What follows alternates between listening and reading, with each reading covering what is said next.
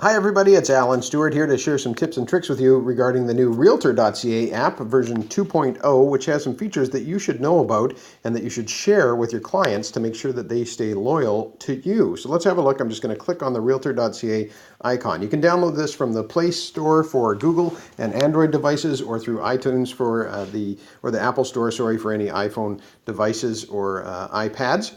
And this, of course, is an app specific to mobile platforms, and the idea behind it is that it's very much GPS based. It's all about finding properties near the device that you're sitting on so that you can find properties near you. You can search based on other criteria as well, but it's always going to default to wherever your phone or your tablet is at the time you're doing your searching.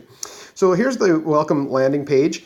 You'll notice a few features. If we just start right up at the top left-hand corner, there's those three lines there. It does give you another way to access all the same information that's in the rest of the app. So the property search, search for realtors, how realtors help, set your mortgage parameters, and set your preferences for the device, as well as searching different listings. So I'm going to just close that though, because all those things are available through these other parts of the application as well.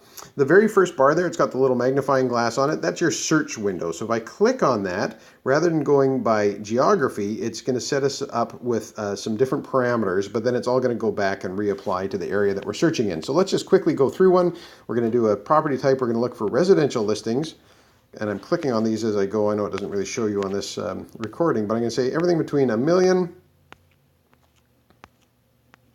and $1.5 million, and scroll to the right here with 3 bedrooms and 2+ baths. And you can choose to only show listings that are new on the market, or anything that has an open house within a certain date parameter, so that people can plan their weekends and how they're going to go out and look at places. So we've set those parameters. Now we simply hit search. It would take us to the search, or we can click on save. And then just like in Paragon, we can give this a new search. We're going to call this between 1 to 1.5 mil, 3 bed, 2 bath, and then hit OK.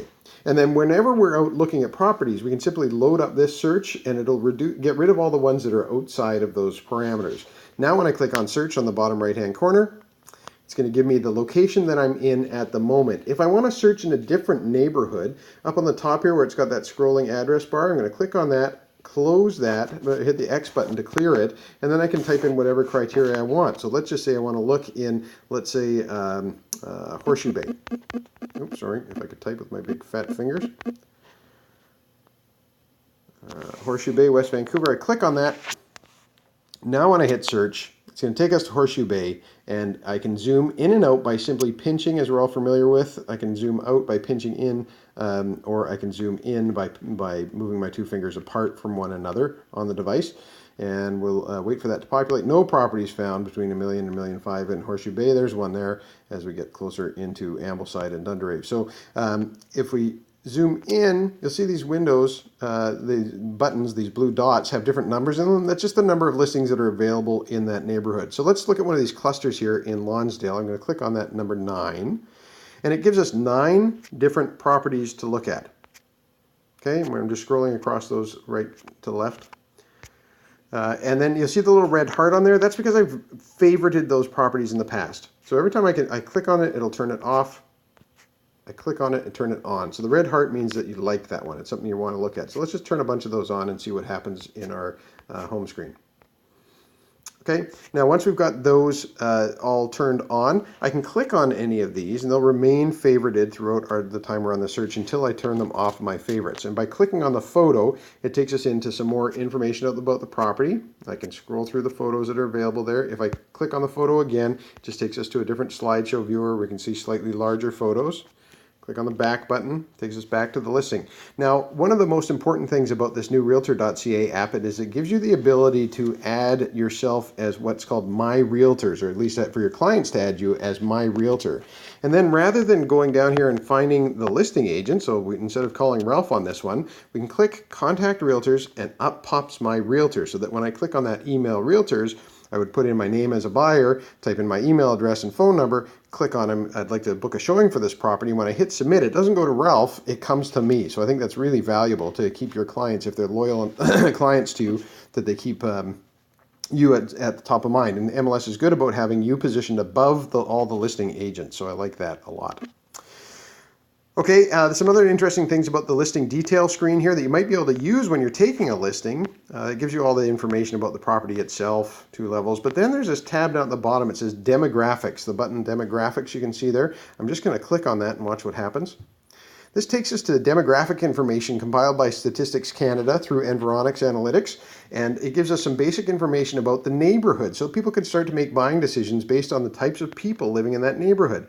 So you see this one has a daytime population, a total population, an average household income of $56,000. Boy, it's hard to imagine how they can afford $1 million to $1.5 million on $56,000 for an average household income.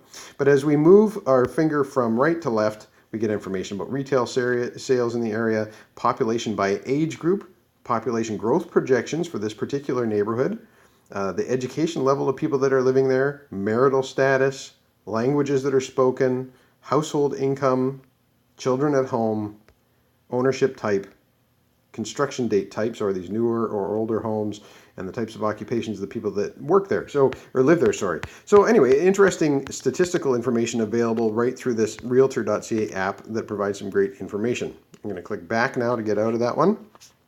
I'm going to click down the bottom right-hand corner. It says, and sorry, it's blocked by the little recorded by Mobizen icon, but I'm going to click Add to Property Tour. I'm going to turn that on, and then I'm going to go back to my main screen again here. So we've made some favorites. I've turned on Add to Property Tour.